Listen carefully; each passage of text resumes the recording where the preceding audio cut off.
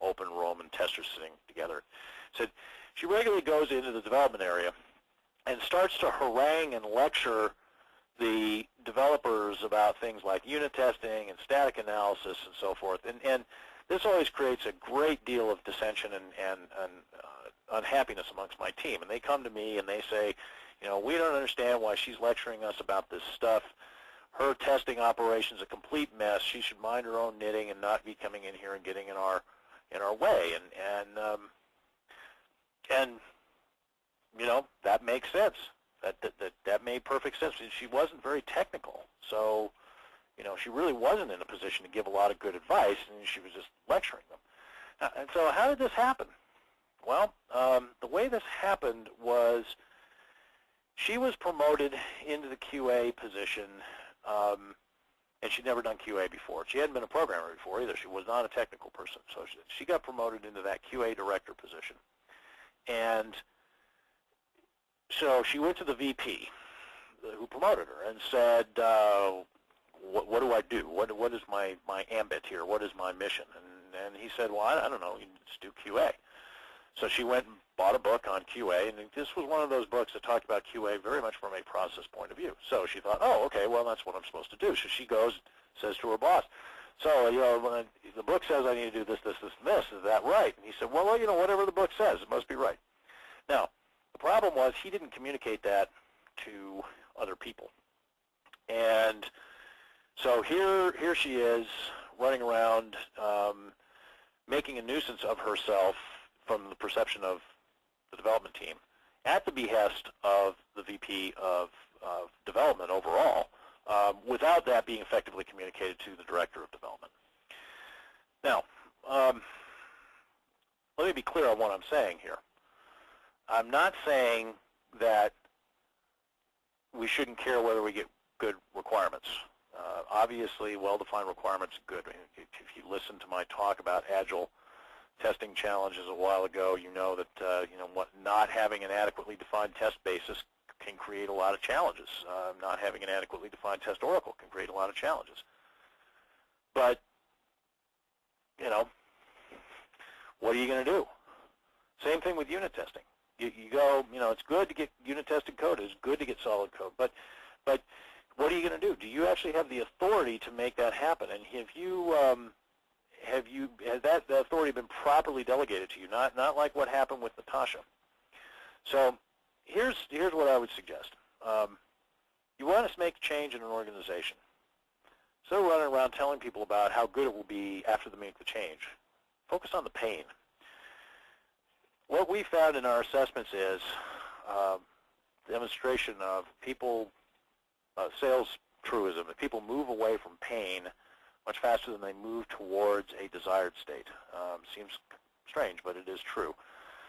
So if you can find pain, and it might be pain that people aren't aware of, but you can find pain associated with certain bad practices, and then you escalate those with solutions to people who actually can implement those solutions, I think you'll be a lot more effective than if you just run around being the unappointed process cop. And you won't be blowing your own political capital at the same time. Now, ignoring the bad expectations. I've been kind of circling around this big mistake, and now I'm going to land right on it. This is the #1 bad thing that we as testers do all the time. I'll give you a classic example of that. I'm doing an assessment. I'm asking various people, you know, what the test team does, what their mission is, because they didn't have a defined mission statement or policy or anything. So I'm asking, you know, what does the test team do?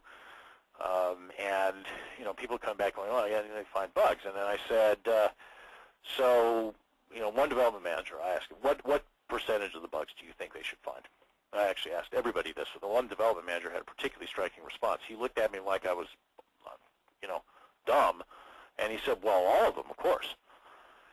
And I said, well, given that the requirements are changing often up to just a day or two before the product goes into production, and given that the code is changing often hours before the product goes into production, and given that there are 100 products, 100 applications in the data center, and they're all changing completely independently and dropping into the test environment without any coordination with each other, isn't it a little bit unreasonable to think that they would find all of the bugs? And he looked at me and, was apparently in the mood to make some sort of compromise and said, well, they should at least find Six Sigma. Now, Six Sigma, for those of you who aren't familiar with it, is a whole total quality management kind of concept. But what he meant by that was they would be allowed to miss 3 bugs out of 1 million that were delivered to them. Now, we have clients that have defect detection effectiveness in the 99% range, and some even above 99%. It's typically very expensive to get there, but it can be done. But 99.999997, or whatever, however many nines there'd be before the 7, never seen it, don't expect to ever see it. I think that's just, that's surreal. And certainly in the environment in which these testers had to operate, there was no way that was going to happen. So, here's this guy who has this outlandish expectation. Now, you might say, so what? That is just clearly boneheaded. Couldn't possibly be getting any traction. He was. Now, I'll tell you how I know he was. He and other people there were getting big traction with this. After the assessment, I met with, of course, I was working with the director of testing, but he reported to the CIO, and I met with the CIO to deliver my findings to him. And I thought the test team was doing pretty well under the circumstances. There were a number of things that needed to be addressed, and recommendations, and he said, okay, well, that sounds all well and good, and off he went. Well, about a year later, I'm doing an assessment for another company, and it turns out that this CIO had left the company he was at before and is now working in this new company. This is a complete coincidence. And it turned out that he was actually, as part of the assessment, it came to light that he was looking for a director of testing. And I said, well, why don't you hire, let's call him Bob. Why don't you hire Bob? And he said, well, I like Bob. I thought he was a good guy. But everybody was telling me I should fire Bob and that he was incompetent.